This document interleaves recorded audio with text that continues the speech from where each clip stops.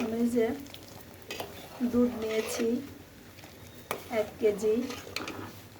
দুধের মধ্যে আমি তেজপাতা দিয়েছি। এখন এই দুধটা উতলায় যাবে। আমি হালকা একটু লবণ দিয়ে দেবো। লবণটা স্বাদ মতো দিলেই হবে।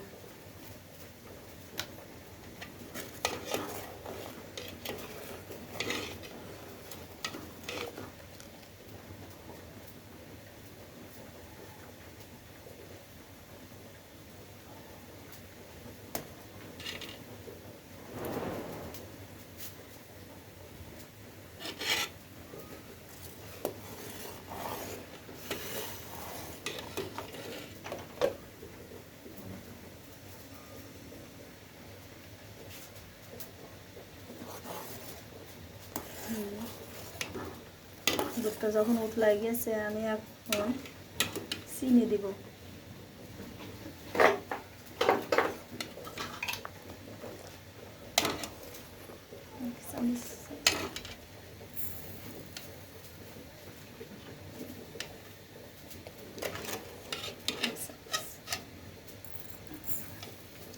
চিনিটা যার যার মতো দেবেন।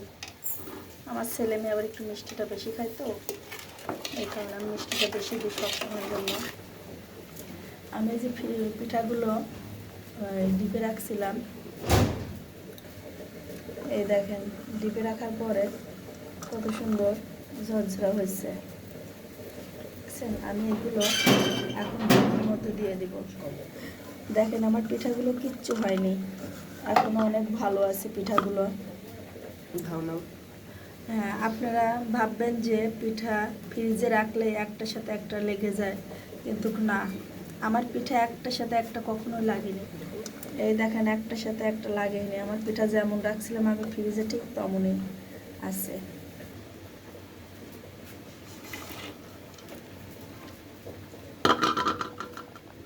আস্তে ছেড়ে দিলাম।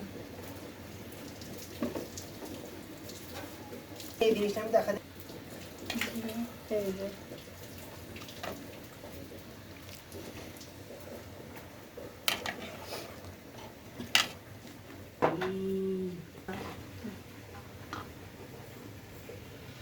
এই দেখেন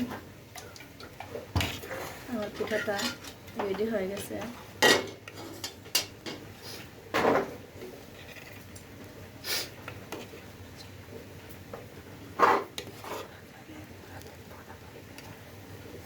আপনারা চাইলে এর মধ্যে বাদামও দিতে পারেন। দেখেন পিঠা কিচ্ছু হয়নি।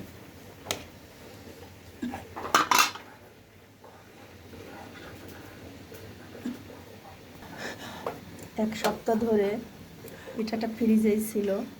এই যে